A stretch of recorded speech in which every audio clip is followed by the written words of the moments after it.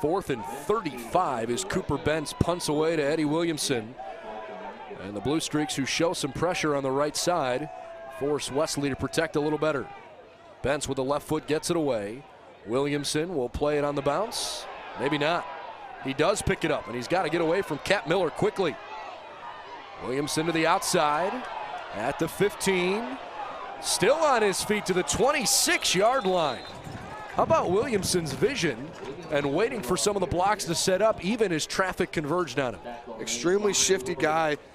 A phenomenal punt from Wesley right there. Got it all the way back to the John Carroll 8 where Williamson picked it up. He's able to take that about 22 yards of positive gain, but that's probably about 65 total yards going horizontally. Well, it ends up being a net 47-yard punt for Cooper Bentz. Blue Streaks have it on the 27. First down and 10, down 7-0. A defensive score from Wesley early in the first quarter, the difference. Meglin so far 6 of 10 through the air. He'll throw on first down. Looking for Nico James, who's got it at the 45. Great move right there from James. He faked inside on the cornerback Lowry there, and Lowry thought he was going to go to the middle and does a nice little post out. They actually said he stepped out at the 42. It looked like he may have stepped out earlier than that, at least from our vantage point. That's a big gain on first down. What a 30-yard completion. So the Blue Streaks strike through the air, their biggest play from scrimmage so far. 12:35 left in quarter number 2. As Anthony Meglin goes back to work. Fakes the handoff, looking deep over the middle. He's got Banowitz running a post. Check down route to Marshall Howell inside the 20. What a catch by Howell. Great work from Meglin to Howell. His #1 receiver on the season, no doubt about it. And Meglin able to get out of the pocket there. But going back to a previous play with Nico James on the reception, one thing we heard last week with Meglin in the post-game press conference was the thing about trust and how this team really trusts each other. 30-yard completion and then a 25-yard completion on back-to-back plays. James and Howell with the 2 catches. They go wide to the left on 1st and 10 from Wesley 17. Sam Kakura gets the call. And he's hit quickly after getting back to the line of scrimmage. If you don't have numbers against that Wesley front 7, it's hard to find an open space. They are very good at maintaining their zone defensively. Yeah, very good defense. Ranked top 25 in the nation for points allowed per game. And we're seeing a good reason why. John Carroll of late has scored over 30 points in the previous 7 games. So a lot of credit so far going to Wesley on the defensive side. You're right, it's not often the Blue Streaks have been held scoreless this far into a ball game. 11:25 left in quarter number 2. Golphin, the tailback, goes out wide left. The motion man is Nico James. Leonetti, the fullback, protecting. James has it!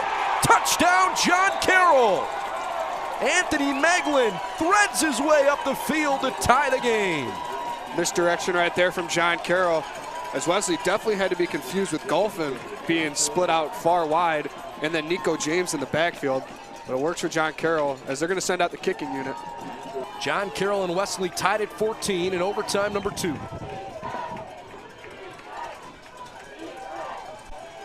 Four-man rush. Falkenberg steps up in the pocket, hit from behind, floated it off to Kemp for a catch. Kemp dives for the first down marker. We'll see where they spot him. I think he's going to have enough. He does. First down. How about Falkenberg's poise here in overtime? Yeah, almost right there. Got hit in the backfield for a sack. But at the last second, right before his knee hits the ground, gets that one to Kemp. And instead of it being a 3rd and 12, goes to a 1st and 10 at the 14. Holmes stands trying to get behind the defense. Falkenberg to air it out again. He escapes one John Carroll tackler, but can't get around another. Clayton Evans with a 7-yard sack.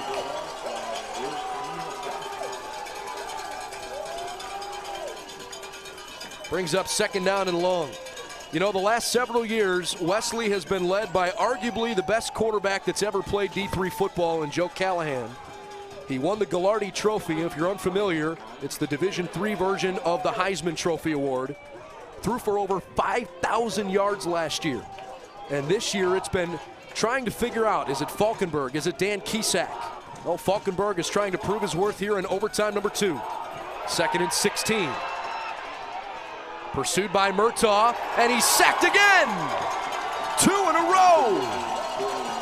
Almost putting them back to the initial 25 of where they started at. And this is getting real interesting. Now you're bringing up a 3rd and what looks to be 19 right now.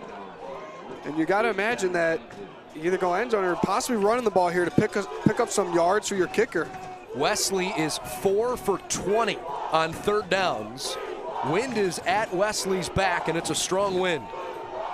They're on the 23. They need the 4. Falkenberg is down again! 3 in a row! Unbelievable! Dylan Hall's helmet popped off, so he has to check out. How about the Blue Streaks defensive line? 3 different sacks from 3 different players. I think Thompson was the one that's getting credited with that one. Before that was Evans, and before that was Brown. And now that sets up what looks to be a 47-yard field goal, but the wind is at the back of the kicker. And look who's on to kick it. Eric Spidell, whose long this year is 29, career long is 40.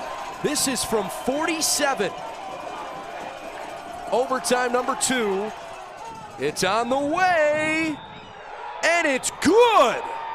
Eric Spidell from a mile away gives Wesley 3 big points.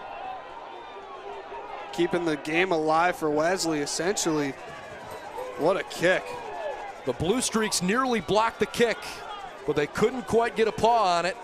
And riding that wind, Spidell drilled it through the uprights. How about the decision there to go with Spidell instead of Nick Brunn, who's been the long-range kicker all season? I guess you got to trust your senior from Lawrenceville Prep. A lot of credit right there to Coach Drass. As now John Carroll gets a touchdown, they win the game and move on. Field goal would tie it. A touchdown would win it. Woods, James, and Howell, along with Williamson, the 4 targets. Meglin could put a 4-interception day behind him with a good drive here. A screen pass to Golphin with good blocking. On the left side, inside the 15, a first down. For as defensive as this game was, when you finally give these 2 good offenses a chance to work in the red zone, you're starting to see why they put up big numbers all year. Double overtime.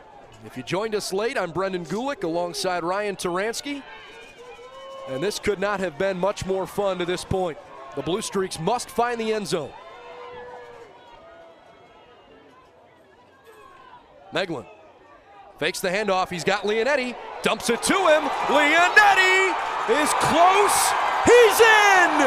John Carroll to the national quarterfinals with a double overtime win over the Wolverines.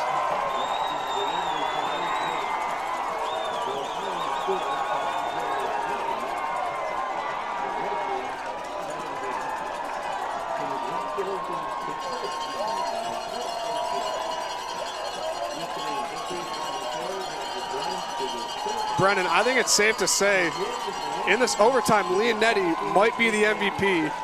Coming out of nowhere, gets that big on the first possession, gets that 15-yard reception, and then he gets the game-winning touchdown as the fullback.